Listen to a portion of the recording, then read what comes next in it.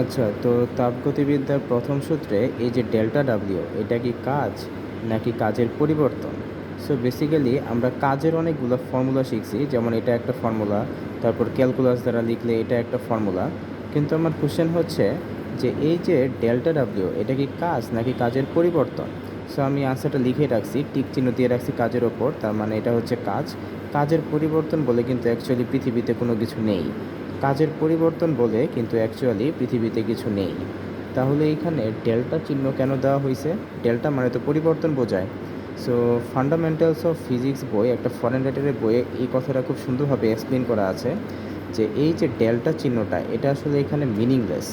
অর্থাৎ ডেল্টা চিহ্ন এখানে দেওয়ার কোনো প্রয়োজন ছিল না, এটা এমনি এখানে ডেল্টা চিহ্ন দিয়ে রাখছে।